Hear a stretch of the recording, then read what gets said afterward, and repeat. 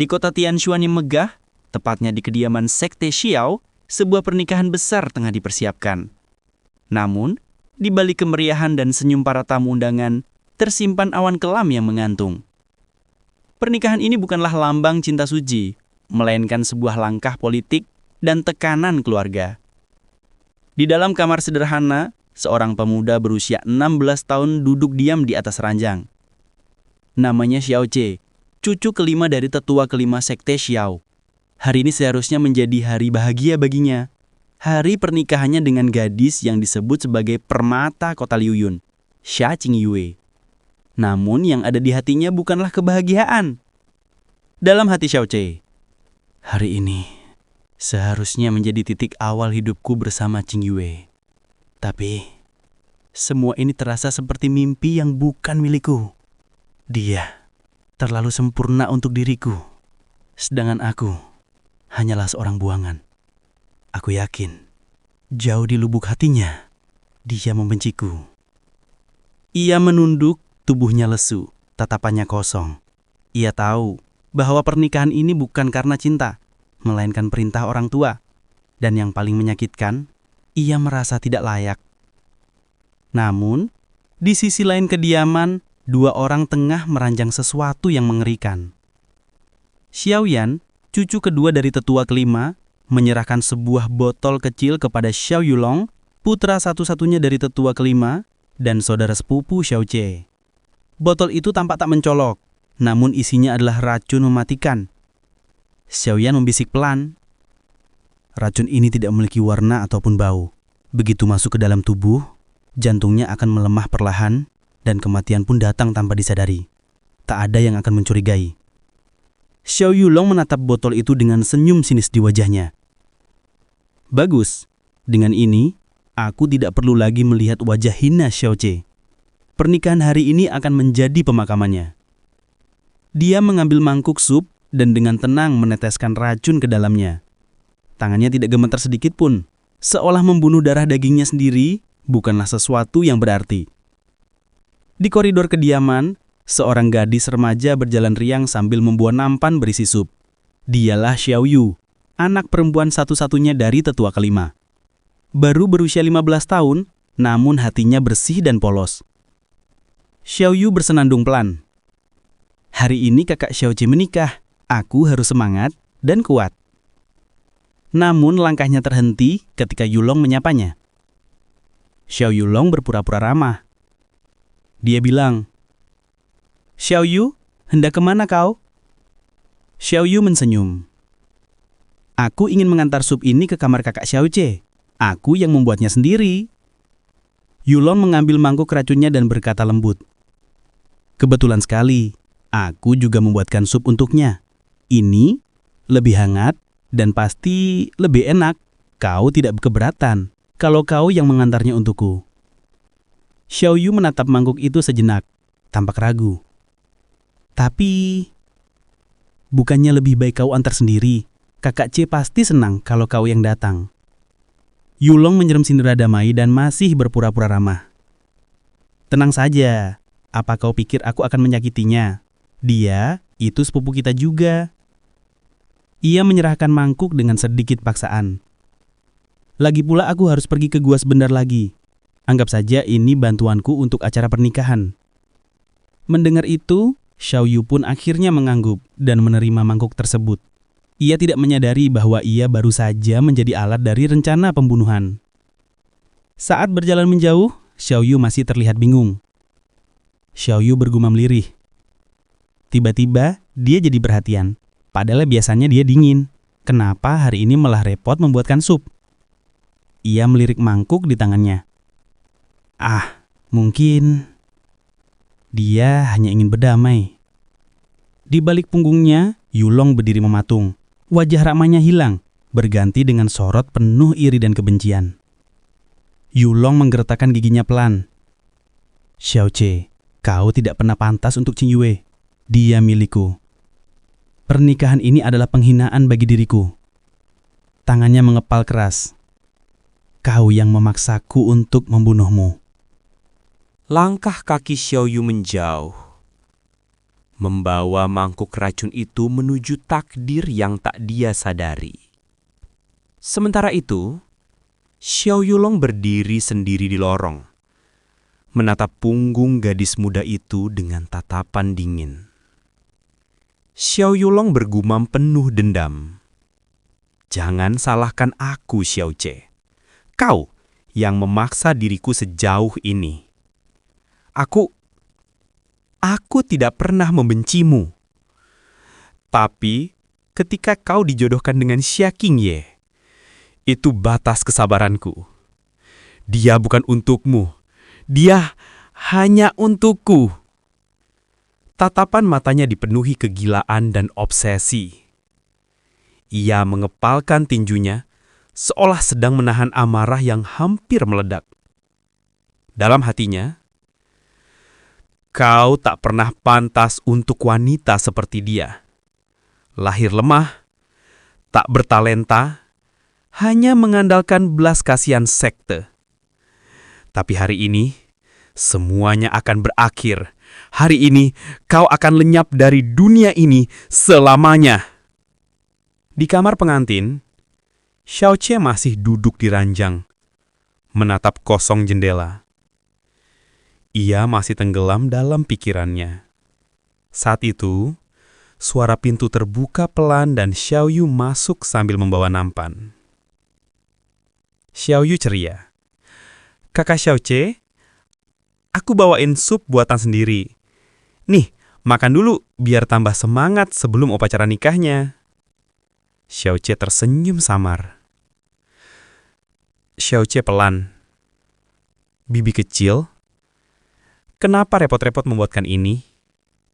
Xiao Yu tertawa ringan. Karena kau keluarga. Dan juga karena aku ingin memastikan kau makan sebelum menikah. Xiao Ce mengambil mangkuk itu, menatap isinya sebentar, lalu menenggaknya tanpa banyak berpikir. Xiao Ce tersenyum kecil.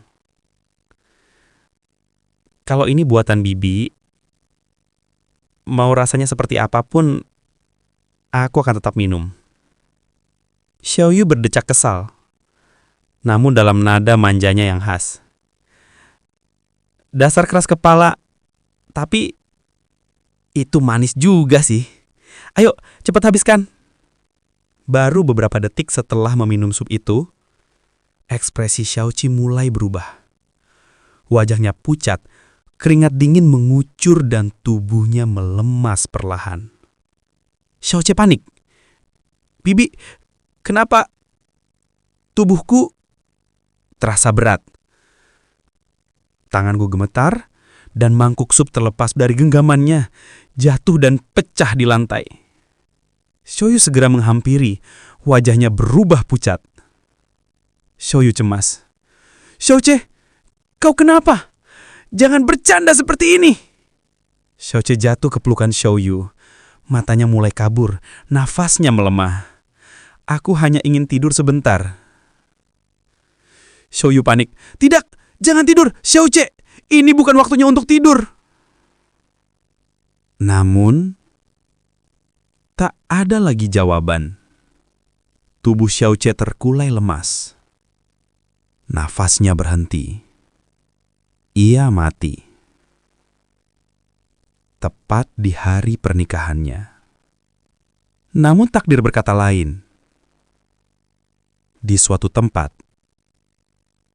jauh dari kota Tianshuan, di tengah hutan lebat wilayah Jinyun, seorang bayi laki-laki menangis kencang di tengah semak-semak. Suara itu menyayat sunyi, seolah menantang nasib yang telah menelantarkannya. Angin bertiup pelan, dedaunan bergetar, dan semesta menyaksikan permulaan dari kehidupan kedua seorang legenda. Langkah kaki tua terdengar mendaki sebuah jalan batu. Seorang lelaki tua, berjubah lusuh, namun bermata jernih, sedang menempuh jalur setapak di pegunungan. Ia berhenti saat mendengar tangisan itu.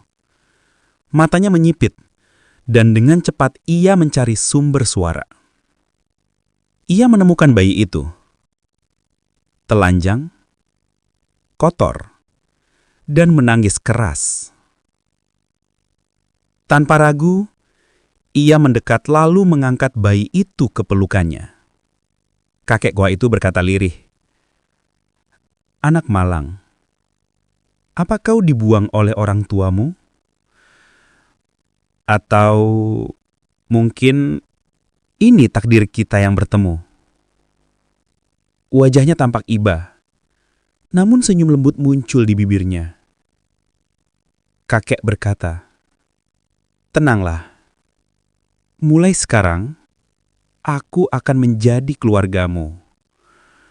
Aku akan merawatmu. Namamu adalah Yun C." Dan sejak saat itu, nasib seorang pemuda legendaris pun mulai ditulis ulang di lembaran yang baru. Yunce yang masih bayi terdiam di pelukan sang kakek tua.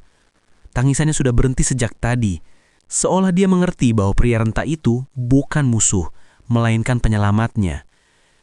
Kakek itu tersenyum hangat, wajahnya penuh welas asih, meski tubuhnya tampak ringkih. Ia menatap mata si bayi dalam-dalam, seolah hendak menyampaikan sesuatu jauh di luar kata-kata. "Kakek, kelak kau akan jadi seseorang yang luar biasa. Tapi sebelum itu, aku akan mengajarmu cara hidup dan cara menyembuhkan mereka yang terluka. Kau mau, bukan?" Dan seperti menjawab, bayi itu tertawa pelan. Bukan sekedar refleks, tawanya seolah membawa tekad kecil yang belum bisa diucapkan. Kakek itu mengelus kepala Yunce pelan. "Mulai sekarang, kau akan jadi muridku. Aku akan memberimu nama yang akan membuat dunia mengingatmu." Ia mendekap bayi itu erat. "Yunce, itu namamu sekarang." Dan dengan langkah perlahan tapi pasti, mereka pun mulai menuruni hutan, memasuki perjalanan yang akan mengubah takdir dunia. Beralih ke sebuah tempat gelap dan penuh kehancuran, bau kematian menggantung di udara. Di antara pepohonan hancur dan tanah berlumuran darah, bangkai kuda, kelinci, dan manusia tergeletak tanpa nyawa. Dari balik bayang-bayang pohon, seseorang berjalan dengan langkah tertatih. Bajunya compang-camping, tubuhnya penuh luka, tapi sorot matanya menyala dengan amarah dan dendam yang membara. Yunce kini telah tumbuh dewasa, berusia 24 tahun. "Yunce, mati semua, tapi belum cukup. Kalian semua belum cukup membayar." Darah menetes dari tangannya, mengoreskan jejak di sepanjang tanah yang ia lewati. Tapi dia tak peduli, bahkan seolah tak merasakannya. Tiba-tiba terdengar suara dari kejauhan. Suara, "Yunce, Brandi, kau tak akan lolos dari kejaran 7 sekte." Yunce mendengus lalu melangkah lebih cepat. Ia mendaki tebing tinggi di hadapannya, walau lututnya bergetar dan napasnya terengah. "Yunce," dalam hati, "aku tak bisa mati sekarang. Aku belum membalaskan dendam master, belum menemukan orang tuaku, belum menghancurkan mereka, semua dari mereka." Saat dia mencapai puncak tebing dan menyembunyikan diri, langkah kaki para pengejarnya mulai terdengar dari bawah. Suara mereka memekik, penuh kemarahan dan haus darah. "Yunce, kau pikir bisa lari dari kami? Kau telah membunuh ribuan orang dengan Tianzu. Keluar sekarang juga." Yunce meratap ke bawah dari balik batu besar. Matanya menyala penuh kebencian. Yunce dalam hati, "Kalau ini takdirku, biarlah ku tentang dengan gigiku sendiri." Masih bersembunyi di balik tebing yang curam, Yunce mengkertakkan giginya. Tubuhnya bergemetar, bukan karena takut, tapi karena marah. Luka-luka di sekujur tubuhnya belum sembuh, namun matanya tetap tajam seperti seekor serigala yang terpojok. Ia tahu, tak ada jalan keluar. "Guru, maafkan muridmu. Hari ini, aku akan membawa Tianzu bersamaku ke alam baka." Dari balik jubah robeknya, Yunce mengangkat tangan. Sebuah manik-manik hijau muncul dari telapak tangannya. Warnanya menyala aneh, seolah mengandung racun yang bisa melenyapkan satu kota. Para pengejarnya berteriak dari bawah, "Itu dia! Tianzu!" Manik-manik beracun itu akhirnya muncul. Yunce memandangi manik itu di tangannya. Wajahnya datar, namun sorot matanya penuh luka dan kepiluan. "Kalian mau benda ini? Datang dan ambil sendiri." Tangan Yunce menggenggam manik itu lebih erat. Dengan tangan yang masih berdarah, Yunce mengangkat tinggi manik-manik hijau itu, Tianzu. Manik tersebut memancarkan cahaya aneh yang membuat udara di sekitarnya bergetar, seolah-olah langit sendiri menolak kehadirannya. "Kalian ingin Tianzu ini? Baik, lihatlah baik-baik." Para pengejar ternganga. "Dia benar-benar membawa Tianzu itu, racun yang bisa membunuh satu kota. Jangan biarkan dia kabur. Itu benda terkutuk, harus kita rebut." Yunce menggeram. "Kalian membunuh guruku, menghancurkan segalanya, dan sekarang kalian mau ini." Tangannya bergetar, tapi bukan karena ragu, melainkan karena keputusan besar yang hendak ia ambil. Yunce dalam hati, "Tianzu, maafkan aku, tapi ini satu-satunya cara." Dan dalam satu gerakan tiba-tiba, Yunce melempar manik itu ke mulutnya dan menelannya. "Apa? Dia menelannya!" Para pengejar kehilangan kendali, suasana kacau, wajah mereka berubah pucat, bukan karena takut pada Yunce, tapi karena takut pada kekuatan yang kini telah melebur dengan tubuhnya. "Sial, cepat serang dia, sebelum tubuhnya sepenuhnya menyerap Tianzu. Kita harus mengeluarkan manik itu sebelum terlambat." Yunce mengangkat wajahnya ke langit lalu berteriak sekuat tenaga. "Aku lebih pilih mati daripada memberikan benda ini kepada pengkhianat seperti kalian." Matanya merah seperti darah dan hawa membunuh keluar dari tubuhnya. Para pengejar mengangkat senjata mereka. Aura teknik bela diri memancar dari mereka. "Cepat, jangan biarkan dia lompat ke jurang." Tapi sudah terlambat. Yunce menyeringai, ia berdiri di bibir tebing yang curam. "Yunce, dengan ini baik-baik. Dunia belum melihat akhir dari Yunce." Dan tanpa ragu, Yunce meloncat ke dalam jurang terdalam di wilayah Jinyun. Dari atas tebing, para pengejar hanya bisa menyaksikan tubuh Yunce yang menghilang di balik kabut putih pekat. Dia benar-benar meloncat. Gila, orang gila. Tebing itu salah satu dari 4 tempat terlarang, bahkan burung pun tak kembali jika masuk ke dalamnya. Tapi sayang sekali, manik itu ikut lenyap. Salah satu dari mereka menggertakkan gigi. "Terlalu mudah, kematian itu terlalu mudah untukmu, Yunce." Namun mereka tak tahu, kisah Yunce baru saja memulai. Di tengah keheningan jurang yang gelap gulita, tubuh Yunce jatuh terus-menerus. Hembusan angin seperti pisau mencabik-cabik pakaiannya. Tapi dalam pelukannya, ia menggenggam erat benda kecil yang bercahaya. Yunce dalam hati, "Aku tak takut mati, tapi aku belum menuntaskan semuanya. Guru, maafkan aku." Tangannya memegangi dada, tempat di mana Tianzu tadi menghilang. "Yunce, orang tua kandungku, siapa kalian?" Perlahan, kesadarannya memudar. Di suatu tempat yang asing dan familiar, roda kehidupan mulai berputar kembali. Roda reinkarnasi bergerak pelan. Tubuh Xiaoce berdaring di ranjang, wajahnya pucat dan penuh keringat dingin. Suara seorang gadis terdengar panik. "Xiaoce, cepat bangun, jangan menakut-nakutiku." Itu suara Xiaoyu. Gadis itu menangis mengguncangkan tubuh Xiaoce. Lalu perlahan, kelopak mata Xiaoce terbuka. "Xiaoyu, syukurlah, kamu sadar, kamu baik-baik saja." Mata Xiaoce menyipit, ia melihat wajah gadis itu dan merasa sangat asing. Xiaoce lemah. "Kau? Siapa?" Xiaoyu terkejut. Xiaoyu terlihat sangat panik. Air mata menetes di pipinya saat mengguncangkan tubuh Xiaoce. "Xiaoce, bangunlah, tolong jangan begini." Perlahan-lahan, kelopak mata Xiaoce bergetar dan terbuka.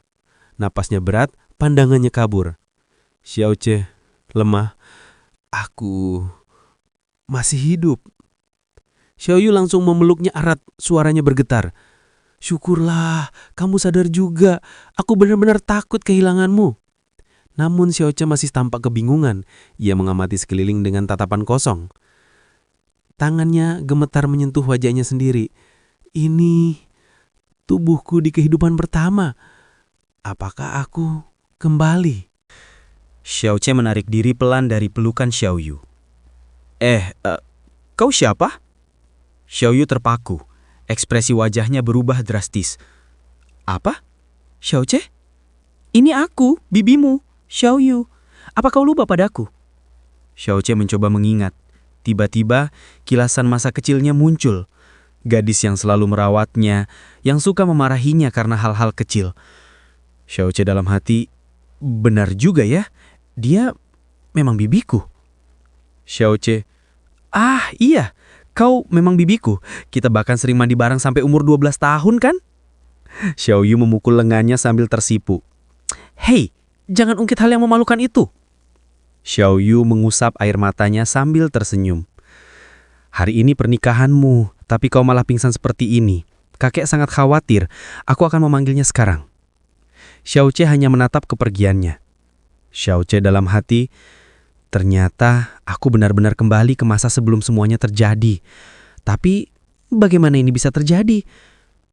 Xiao Che perlahan duduk di tempat tidurnya. Ia menatap ke arah jendela yang menampilkan langit biru cerah. Xiao Che, aku Xiao Che dari Sekte Xiao. Dan hari ini hari pernikahanku. Tapi bukankah aku tadi baru saja mati karena terjun dari tebing? Tangannya melihat ke arah telapaknya. Tanda ini kekuatan Tianchu. Berarti aku masih punya kekuatan itu. Aku benar-benar terlahir kembali. Senyum tipis muncul di wajahnya, tapi juga dengan kekhawatiran. Xiao Che, aku tidak bisa sembarangan. Dunia ini masih belum siap untukku. Tapi untuk sekarang, aku harus tenang. Lagi pula, aku akan menikah dengan gadis tercantik. Xiao Yu dan Xiao Men datang. Xiao Men, kakek Xiao Che, langsung memeluk cucunya dengan penuh emosi. Xiao Che, kamu tidak apa-apa kan? Xiao Che, kakek, aku baik-baik saja. Xiao Yu, ayah, kita harus cepat. Xiao Che harus segera menjemput pengantinnya. Xiao Men langsung bangkit dan menyuruh cucunya bersiap. Benar juga, cepat bersiap dan jemput pengantinmu. Xiao Che, baik kakek. Namun sebelum mereka pergi, Xiao Yu menatap Xiao Che dengan ragu. Oh iya, Xiao Che, bagaimana rasa sup pemberian dari Xiao Yulong? Xiao Che tiba-tiba terdiam, matanya menyipit. Sup itu dari Xiao Yulong? Iya, dia bilang sebagai tanda berbaikan. Xiao Che tersenyum sinis dalam hati. Xiao Che dalam hati, ternyata orang yang ingin membunuhku adalah keluarga sendiri. Xiao Che berdiri kaku, tatapannya menyapu ruangan. Ia menarik nafas dalam-dalam dan berjalan ke meja tempat mangkuk sup yang tadi ia minum. Ia jongkok, memungut pecahan mangkuk itu. Xiao Che dalam hati, tanda ini, Tianchu, tidak hanya menyatu dengan tubuhku, tapi juga melindungiku dari racun. Ini berarti aku sudah benar-benar mati sebelumnya dan hidup kembali dalam tubuhku yang seharusnya mati. Semua ini bukan kebetulan. Ia mencium aroma racun samar yang masih tertinggal di pecahan mangkuk. Ini benar-benar racun. Mereka mencoba membunuhku. Dan pelakunya adalah Xiao Yulong, kakak sepupuku sendiri. Matanya memancarkan aura dingin. Xiao Che, jadi begitu ya. Dunia ini masih sama seperti dulu. Pengkhianatan dimulai dari dalam. Pada manhwa ini terdapat kekuatan mistik spiritual. Jika seseorang lahir dengan memiliki kekuatan spiritual, dia bisa sekuat manusia super.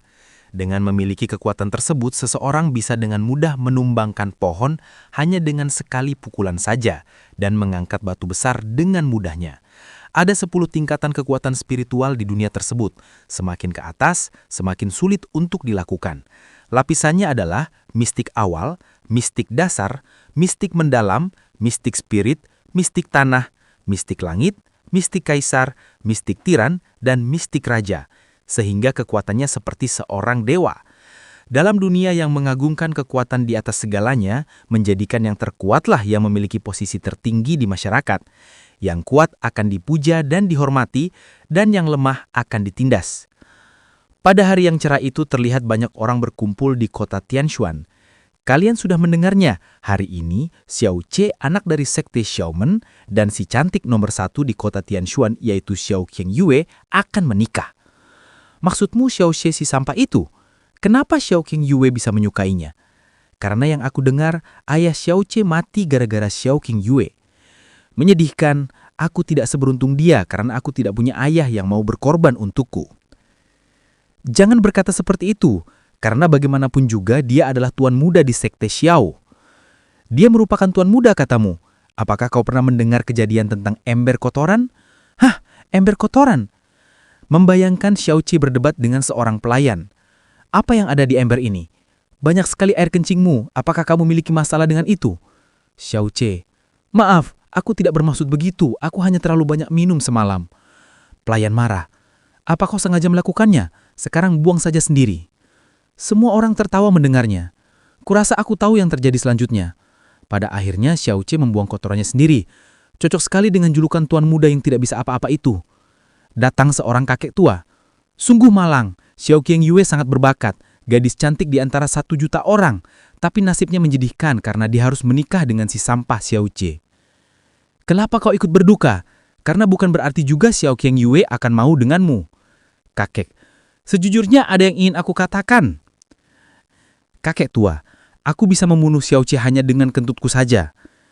Kau harus hati-hati dalam berbicara. Kau menyebut dirimu kuat? Dasar tua bangka. Kakek tersenyum sombong. Sebenarnya aku seorang mistik awal tahap keempat.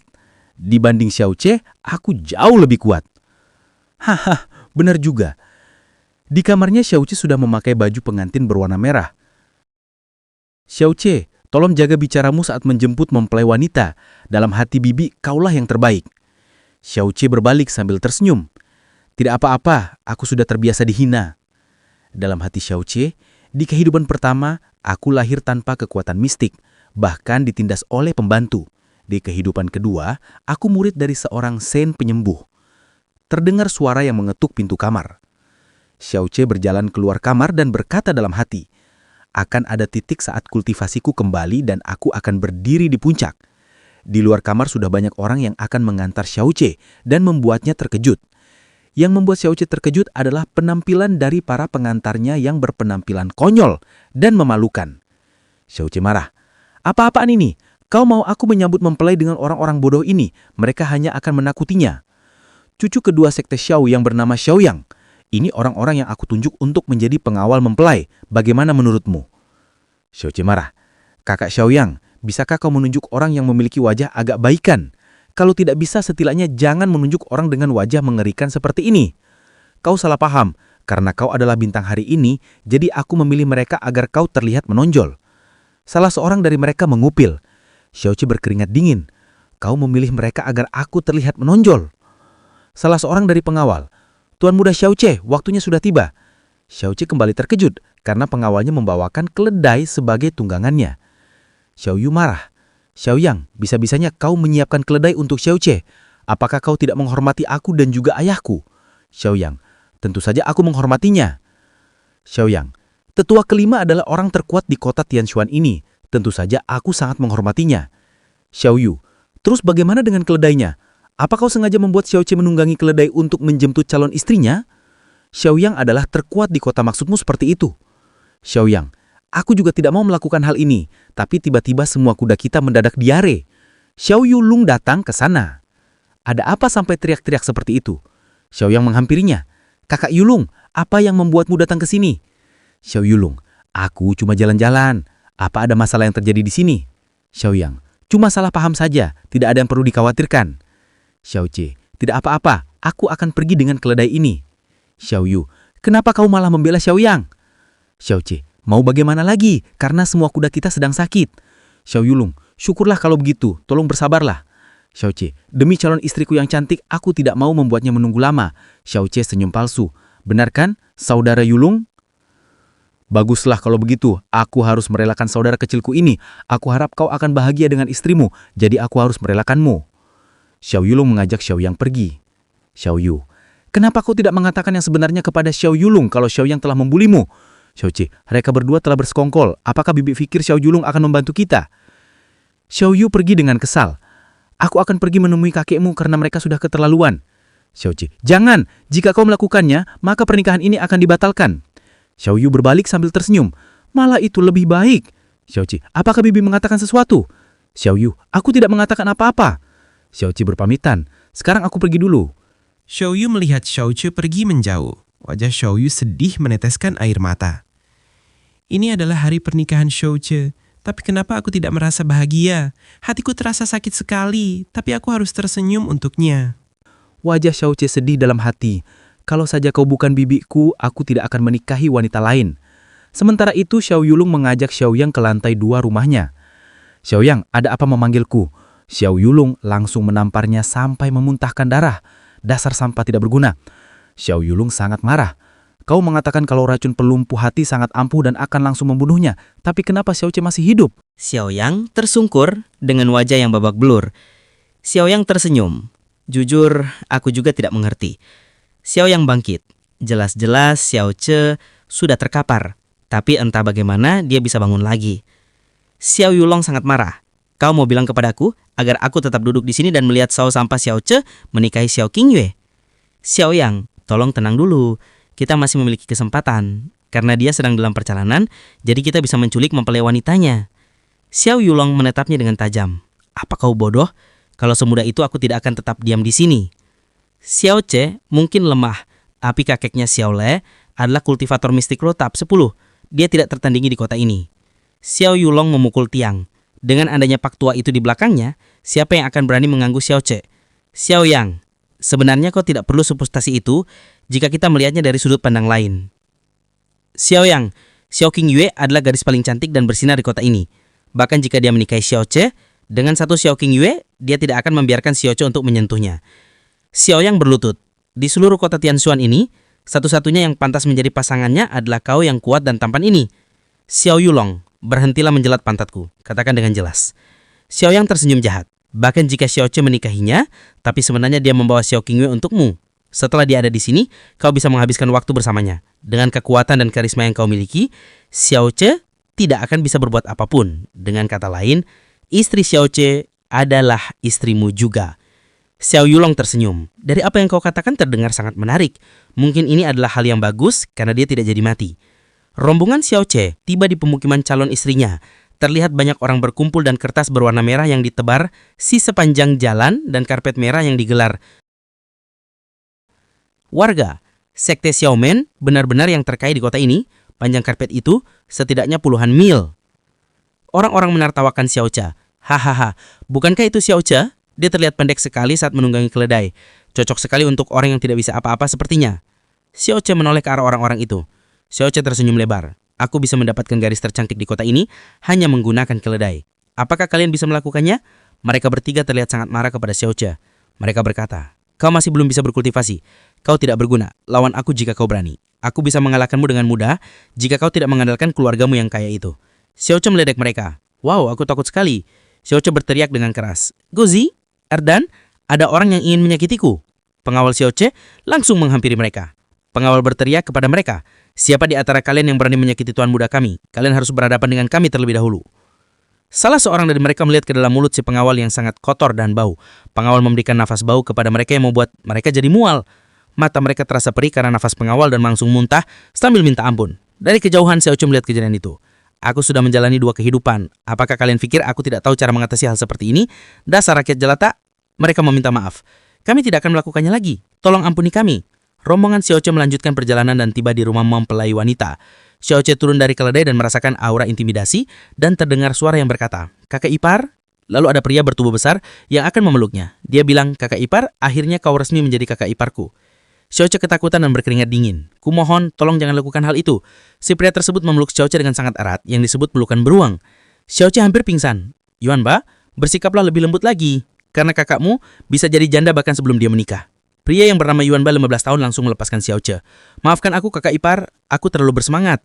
Xiao Ce bangkit sambil mengelap keringatnya. Lain kali tolong lebih lembut, tubuhku ini lemah, jadi aku tidak bisa menahannya. Xiao Ce terkejut. Yuan Ba, sekarang kau bertambah tinggi. Yuan Ba tertawa. Kakak ipar, sekarang kau terlihat seperti toge kecil. Xiao Ce, itu mungkin bukan hal yang baik, karena umurmu masih 15 tahun. Pelayan wanita di depan gerbang melihat Xiao Ce, kenapa dia datang ke sini menaiki keledai. Tuan mudanya terlihat pengecut. Yuan Ba marah. Kalian jangan berkata buruk tentang kakak iparku. Xiaoche menghentikannya. Abaikan saja mereka. Ayah Xiao Qingyue datang memarahi pelayan-pelayan. Di mana tata krama kalian? Pelayan langsung terdiam dan menyapa majikan mereka yang bernama Xiao Hongye. Xiaoche memberi hormat. Salam ayah mertua. Xiao Hongye merangkuli Xiaoche. Ce, mulai sekarang kau harus menjaga Qingyue. Meskipun kau tidak berbakat, tapi ayahmu, Xiao Ming, sudah seperti saudara bagiku. Dia benar-benar seorang pahlawan. Dan karena kau adalah putranya, aku rasa kau bukanlah orang biasa. Xiaoche bertekad, ayah mertua. Xiao Hongye, jagalah putriku dengan baik-baik dan abaikan saja perkataan orang lain. Xiaoche bertekad, ayah mertua, meski sekarang aku tidak berguna, tapi naga-naga bersembunyi di dasar lautan, suatu hari nanti aku akan bangkit dan membuktikan kepada semua orang kalau selama ini mereka salah menilaiku. Di halaman keluarga Xia, cahaya redup. Senyum Xia Hongyi tampak lebih seperti seringai dingin, penuh perhitungan. Dan Xiaoche tidak melihat tatapan mata di baliknya. Baguslah, aku pegang ucapanmu. Suatu hari nanti, kau akan menjadi orang yang luar biasa. Dia tersenyum tipis. Sekarang, kau bisa keluar, Qingyu. Pintu samping terbuka perlahan. Keluar seorang gadis dalam balutan gaun pengantin mewah. Wajahnya tersembunyi di balik kerudung tebal. Auranya memancarkan kesunyian yang menekan. Masih di halaman ruangan keluarga Xia, bahkan di balik cadar, kecantikan Xia Qingyu terasa begitu membius dan berbahaya.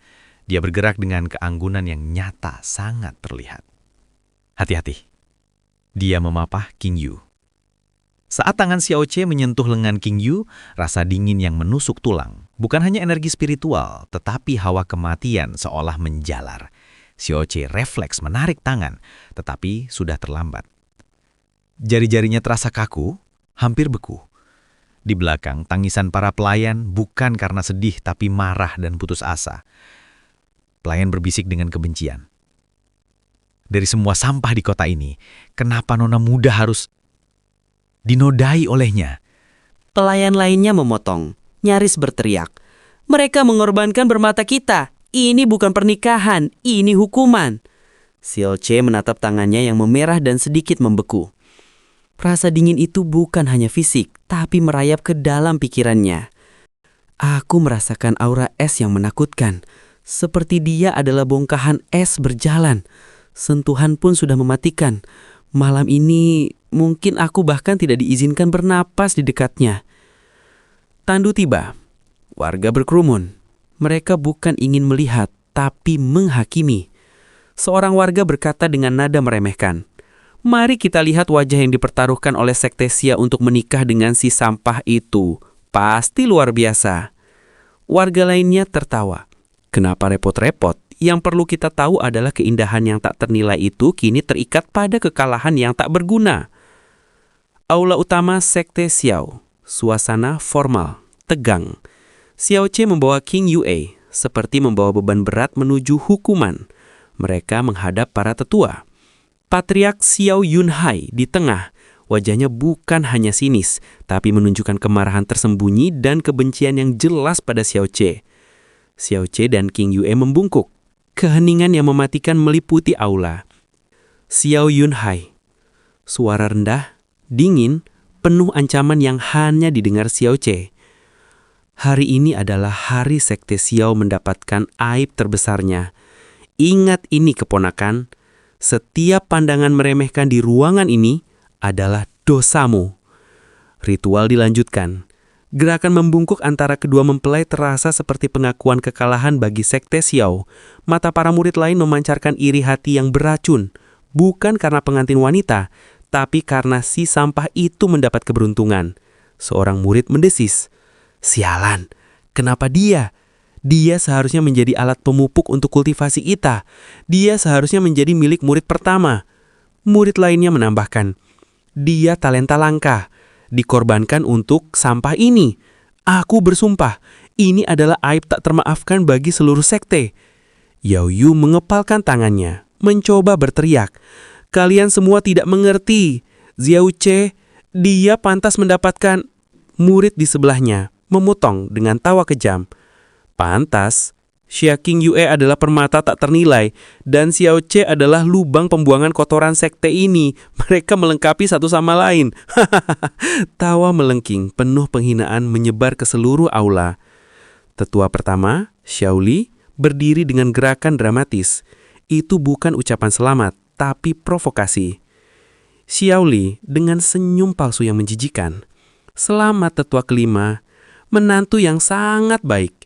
Aku yakin dia akan menjadi tanggung jawab yang berat di masa depan. Tetua lain menambahkan dengan cepat. Ah ya, Xiao Ce memiliki masa depan yang cerah untuk menjadi beban bagi sekte ini. Hahaha, sekarang izinkan kami pergi. Cucuku membutuhkan bimbingan, bukan pemandangan yang melirik Xiao Ce dengan jijik. Xiao Le, kakek Xiao Ce, wajahnya memucat, terkejut dan marah. Tunggu, hari ini adalah... Suaranya tercekak. Xiao Li, sarkas, dingin. Jangan buang waktuku, Xiao Le. Aku datang hanya karena formalitas. Aku tidak ingin energi spiritual cucuku tercinta di sini. Satu persatu tetua berdiri, menunjukkan penghinaan mereka. Wajah Xiao Le memerah, tangannya gemetar. Xiao Le berteriak, suaranya retak. Cukup, hari ini adalah hari pernikahan cucuku. Kalian berani mempermalukan aku di hadapan semua orang. Kalian lupa siapa aku. Lupakan semua jasa-jasaku. Aura intimidasi Xiao Le meledak. Tekanan spiritualnya begitu kuat, hingga semua orang menunduk, nyaris berlutut berkeringat dingin karena ketakutan. Xiao Yunhai berteriak, memotong ledakan kakek Xiao Ce. Xiao Le, tenang. Pikirkan baik-baik. Siapa yang akan menghidupi cucumu yang tak berguna itu setelah kau tiada? Tugas itu akan menjadi beban kami. Jangan sampai kau mempersulit kami dengan amarahmu yang tak terkendali. Kata-kata itu adalah pukulan telak bagi Xiao Le. Xiao Le terhuyang mundur, matanya dipenuhi rasa sakit dan pengkhianatan. Xiao Ce mengepalkan tangannya hingga berdarah. Penghinaan terhadap kakeknya adalah rasa sakit yang lebih dalam daripada semua cemoohan yang pernah dia terima. Tetua wanita dengan nada tertekan, "Tolong, mari kita akhiri drama ini. Antarkan kedua mempelai ke kamar mereka, sekarang." Xia King Yue duduk di ranjang. Keheningan di antara mereka lebih berat daripada kerumunan di luar. Xia King Yue, suara dingin tanpa emosi. "Kakekmu dipermalukan karenamu. Apakah kamu merasa bersalah?" Xiao Ce diam sejenak, lalu tersenyum, senyum yang aneh. "Bersalah? Itu adalah kebodohan mereka. Sekarang kamu adalah istriku. Aku tidak ingin melihatmu menyiksa dirimu. Kamu bisa melepaskan aksesoris pengantin yang berat itu." Xia King Yue perlahan melepaskan kerudung mengungkapkan kecantikannya yang mematikan. Wajah Xiao Ce tegang, bukan hanya karena nafsu, tapi karena terkejut melihat betapa tak terjangkaunya kecantikan ini. Xia King Yue, mata tajam, menatap lurus ke dalam jiwa Xiao Ce. Perubahan mood yang cepat, dari sampah yang pasrah, menjadi pria yang tertarik. "Aku dengar, meridianmu lumpuh total. Atau kamu memiliki alasan yang lebih dalam untuk menyembunyikan dirimu?" Xiao Ce mengangkat bahu, senyumnya menghilang. "Meridianku lumpuh, itu fakta yang tak terhindarkan. Aku ditakdirkan untuk menjadi yang terlemah." Tiba-tiba, tanpa peringatan, Xia King Yue melompat. Kecepatannya menakutkan. Energi spiritual es yang mematikan terpusat di tangannya siap menusuk. Serangan King Yue sangat cepat, bukan totokan biasa, tapi serangan yang ditujukan untuk melumpuhkan secara permanen atau membunuh. Xiao Ce terkejut. "Wah!" Serangan es itu menghantam dadanya. Xiao Ce terlempar ke belakang menabrak dinding kayu hingga retak. Sebagian besar dadanya segera ditutupi lapisan es tipis yang menjalar membuatnya sesak napas. Xiao Ce batuk, suara tercekak, menahan rasa sakit. Apa yang kamu lakukan? Istriku!" Xia King Yue berdiri tegak, dingin tanpa belas kasihan. "Aku melindungiku dari dirimu. Mulai sekarang, kamu akan tidur di lantai dan jika kamu berani menyentuhku, aku akan membunuhmu sebelum fajar menyingsing." Aura esnya memenuhi kamar membuat udara sedingin kuburan. Xiao Ce merasakan sakit menusuk di dada. Es yang menyelimutinya mulai retak dengan suara krek-krek yang memekakan telinga dalam keheningan. Xiao Ce terperanjat, matanya membelalak kaget saat bongkahan es beku di dadanya pecah berserakan ke lantai. seperti pecahan kaca. Xia Qingyu terperanjat, matanya membelalak kaget saat bongkahan es beku di dadanya pecah berserakan ke lantai, seperti pecahan kaca. Xia Qingyu mata tajam, nada datar. Kau tidak dilahirkan dengan meridian yang rusak. Meridianmu telah dihancurkan oleh seseorang. Xiao Che mencengkram dada, suara serak karena terkejut.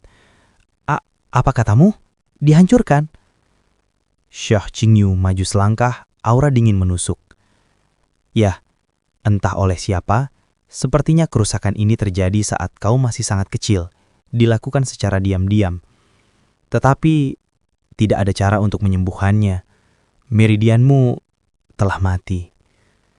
Kenyataan pahit itu menghantam Xiao Che seperti badai. Ia terhuyung, menjatuhkan diri ke kursi terdekat. Ia menarik nafas berat, mencoba menenangkan badai dalam hatinya. Ia mengambil sisa bongkahan es yang menempel di pakaiannya. Xiao Che mencibir menatap bongkahan es di tangannya. Cih, bongkahan es ini. Di seluruh kota Tianshuan ini tidak ada satupun yang bisa menggunakan elemen es. Xia Qingyu membelakangi Xiao Che, menatap ke jendela. Ekspresinya sulit dibaca. Keheningan menggantung, tegang. Xia Qingyu berbalik perlahan, matanya sedingin es, nadanya mutlak. Itu adalah teknik awan es. Xiao Che melonjak dari kursi, sangat terkejut. Teknik awan es? Itu teknik istana awan es, salah satu dari 4 sekte terhebat di kerajaan Azure Cloud. Xia Qingyu memejamkan mata, memalingkan muka sejenak, seperti menanggung beban. Hanya ayahku yang tahu rahasia ini. Tapi karena sekarang kau adalah suamiku, kurasa tidak mengapa kau mengetahuinya. Xia Qingyu menatap Xiao Che, matanya sedikit melunak. Dahulu kala ayahmu mengerahkan seluruh kekuatannya untuk melindungiku, dan karena itu, ia tidak dapat mengelak dari serangan pembunuh yang licik. Ia pun gugur. Xiao Che menunduk, ekspresi sedih mendalam. Ayahku memang seorang pria berhati mulia. Xia Qingyu menekankan kata-katanya. Meskipun pernikahan ini berawal dari keinginanku untuk membalas kebaikannya, ketahuilah ini, aku tidak menyesal menikahimu. Wajah Xiao Qiu merah, hatinya terenyuh oleh ketulusan yang langka dari wanita sedingin es ini. Xia Qingyu tiba-tiba berbalik, menatapnya dengan wajah datar tanpa emosi. Akan tetapi, tidak mungkin bagi kita untuk menjadi pasangan sejati. Kabut dingin tipis menyebar dari tubuhnya membuat suhu ruangan turun drastis menusuk tulang Xiao Che. Xia Qingyu, suara dingin mematikan. Jangan salah paham. Itu bukan salahmu. Xiao Che terdiam, terperangkap dalam kebingungan dan rasa dingin yang mencekik. Xia Qingyu terus berbicara seolah membacakan dekret. Seseorang yang berkultivasi teknik awan es harus memiliki hati yang sedingin es. Istana awan es hanya menerima murid perempuan, dan kami dilarang keras memiliki ikatan romantisme. Aku tidak boleh dan tidak akan jatuh cinta kepada siapapun meski aku telah menikahimu. Xiao Che, kedinginan hanya bisa duduk mematung di kursi menatap lantai. Pintu diketuk keras. Tuan muda, sudah waktunya menuangkan anggur kehormatan untuk para tamu. Xia Qingyu melambaikan tangan, mengusir dengan cepat. Kau harus pergi. Xiao Che berdiri cepat menggigil. Baiklah, aku pergi dulu. Xiao Che segera keluar. Begitu pintu tertutup, Xia Qingyu berbalik. Di atas ranjangnya, kabut awan es tiba-tiba menggulung dan menebal. Mata Xia Qingyu langsung terfokus ke sana. Dari balik kabut itu, perlahan muncul sosok seorang wanita berjubah salju putih dingin dan agung. Wanita itu adalah Chu Yueli, salah satu tetua istana awan es. Chu Yueli, suara menusuk tanpa basa-basi. Qingyu, kau telah memenuhi keinginanmu untuk menikah, sekarang kembalilah bersamaku ke istana awan. Master, tolong berikan saya waktu 1 bulan lagi. Jika saya pergi sekarang, Xiao Che akan menjadi bahan tertawaan semua orang di kota. Chu Yueli menatap tajam lalu menghela nafas pendek. Baik, karena kau baru saja menikah, aku akan memberikanmu tenggat waktu 1 bulan lagi. Terima kasih banyak, Master. Tiba-tiba, ekspresi dingin Xia Qingyue retak sejenak, digantikan oleh sedikit keputusasaan. Xia Qingyue, suara memohon, hati-hati. Master, apakah benar-benar tidak ada cara untuk menyembuhkan meridiannya yang rusak? Chu Yueli, wajahnya kembali sedingin baja. Xia Qingyue, hatimu yang baik dan penuh perhatian adalah hal yang mengagumkan. Tapi sayangnya, kali ini aku tidak bisa membantumu. Xia Qingyue hanya bisa diam, menatap masternya dengan tatapan datar, namun di dalamnya berkecamuk penyesalan dan ketidakberdayaan. Pintu takdir telah tertutup. Di ruang tamu, pesta pernikahan yang formal tapi hambar. Para tamu terlihat berkuasa dan angkuh. Xiao Che, pahlawan kita, tampak berusaha keras menuangkan minuman untuk tetua pertama Xiao Li. Xiao Che, senyumnya dipaksakan sampai rahangnya kaku. Silakan dinikmati tetua. Ini ramuan herbal langka dari pegunungan utara, khusus untuk menjaga stamina para senior terhormat. Xiao Li mengambil cangkir itu dengan gerakan malas, lalu membantingnya pelan ke meja, kedebuk dan memalingkan wajahnya. Anggur itu nyaris tumpah. Xiao Che menahan nafas. Dalam hati, tahan Che, tahan. Senyum. Ingat skenario, ini semua hanya untuk membalas dendam. Aku sudah selamat dari mutiara racun surga. Jangan sampai tewas karena melempar tetua dengan guci. Seorang tetua lain ikut memalingkan wajahnya sambil mendengus sinis. Bunga yang sangat cantik menoleh ke Xiao Che dari atas ke bawah, nadanya merendahkan. Tapi sayang, diletakkan di atas kotoran kerbau yang baru dijemur. Sungguh pemandangan yang tragis. Dalam hati, matanya mulai berkedut. Para tua bangka tak tahu terima kasih. Aku akan membunuh kalian semua malam ini. Tapi, oh benar, aku harus tetap hidup. Jika bukan karena mutiara racun surga terkutuk itu, aku pasti sudah menenggelamkan kalian di kolam ikan. Tunggu sebentar. Tiba-tiba, sebuah guci anggur besar, seberat bayi kerbau, dibanting ke meja, memercikkan air dan hampir membuat cangkir Xiao Li terjatuh lagi. Guci itu dibawa oleh Xiao Yulung dan Xiao Yang. Mereka tampak seperti kakak ipar yang menyebalkan. Xiao Yulung tertawa keras menepuk punggung Xiao Che terlalu keras. Adik kecil, selamat datang di dunia para pria. Kemari, kita rayakan dengan minuman keras, biar kamu cepat dewasa. Xiao Che menggosok punggungnya, senyumnya sudah mirip seringai iblis. Sayangnya saudara Yulung, saya tidak suka minum-minum. Saya alergi terhadap alkohol dan kebodohan yang menyertainya. Xiao Yang langsung menyerobot, menarik lengan Xiao Che. Apa katamu? Menolak? Ini hari pernikahanmu. Kami ingin berbagi minuman persaudaraan. Apa kamu mau membuat kami malu di depan para tetua? Minum, sekarang. Saat Xiao Yang terus memaksanya, Xiao Che melihat tanda di telapak tangannya, tanda mutiara racun surga. Senyum misterius muncul.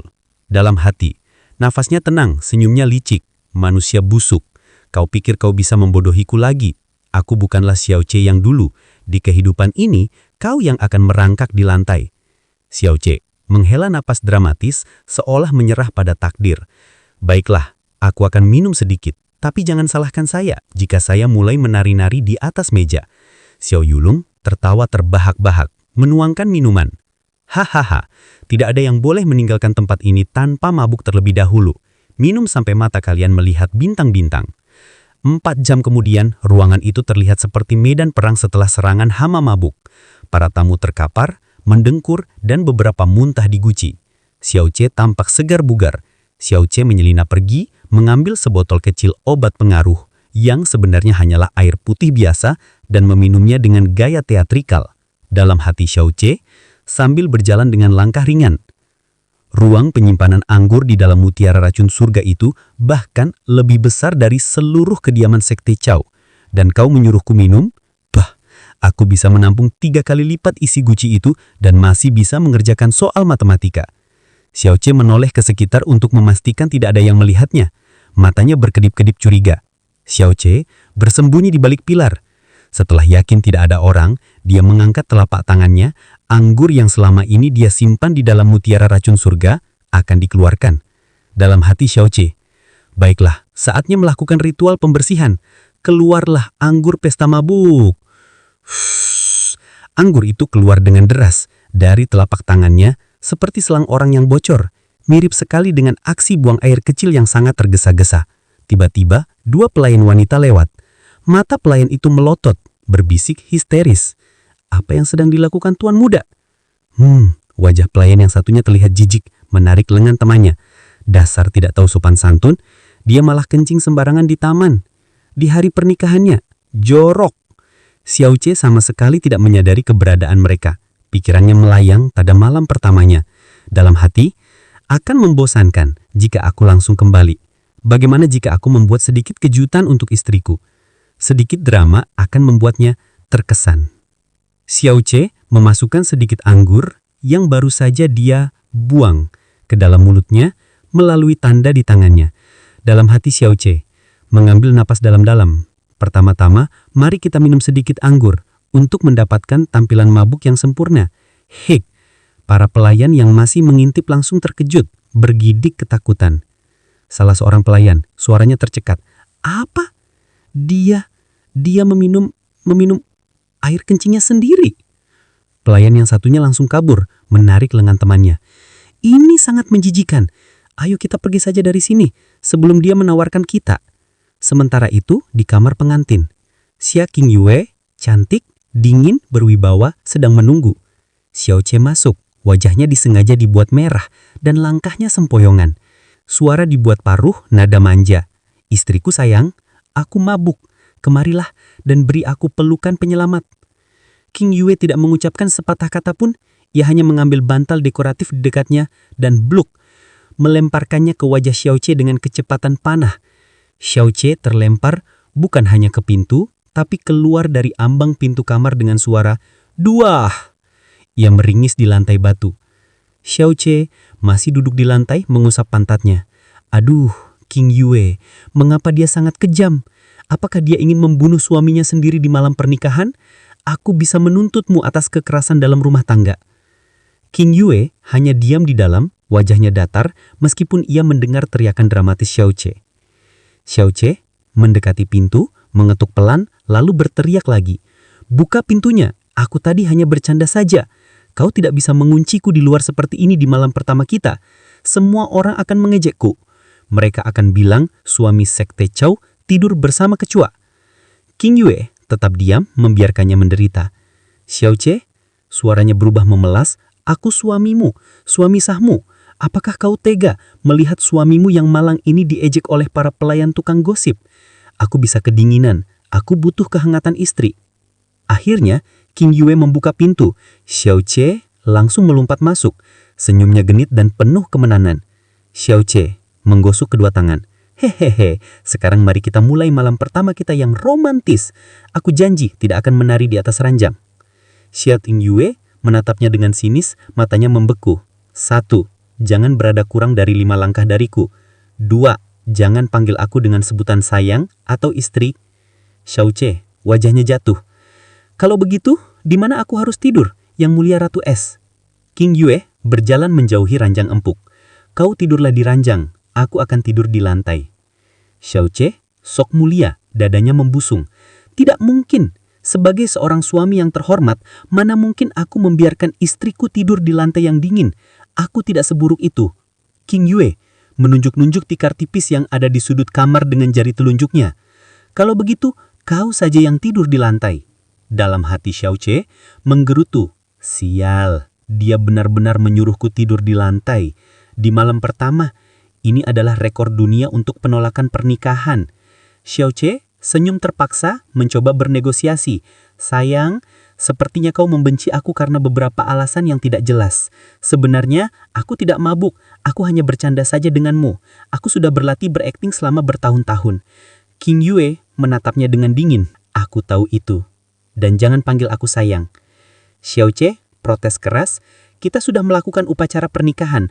Aku suamimu yang lahek. Kenapa aku tidak boleh memanggilmu sayang? Itu adalah hak suami.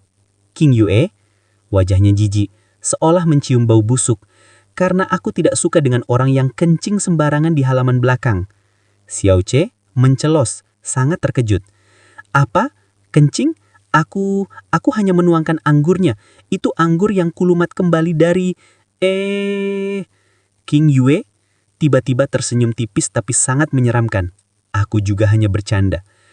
Xiao Ce bingung, wajahnya pucat. Dia tidak tahu apakah dia harus lega atau lebih takut. Tanpa menanyakannya lebih lanjut, Xiao Ce pergi keluar, mengambil selimut tipis dan mulai menggerutu saat berbaring di tikar. Xiao Ce membungkus dirinya seperti kepompong yang sedih. Aku baru saja menikah. Aku harus tidur di lantai yang dingin di malam pertama. Jika aku bisa, aku ingin menarikmu ke lantai untuk tidur bersama dan melunasi hutang pernikahanku. Xiao Ce menatap langit-langit yang gelap, matanya berkilat. Xiao Ce, dalam hati, nadanya berubah serius. Bagaimana cara memperbaiki meridianku? Aku tidak bisa hidup seperti ini selamanya. Tidur di lantai dan diusir istri sendiri. Zzz. Tiba-tiba, tanda di tangan Xiao Ce bersinar redup. Sebuah energi aneh merespon sesuatu di luar. Dalam hati, tunggu, ini dia. Di kehidupan lamaku, mutiara racun surga telah bersinar sebanyak 6 kali. Dan setiap kali dia bersinar, harta karun yang sangat langka akan muncul tidak jauh dari lokasiku. Xiao Ce menyeringai, matanya berbinar-binar penuh harapan. Tidur di lantai kini terlupakan. Malam pertama yang sial ini mungkin akan berakhir dengan penemuan harta karun.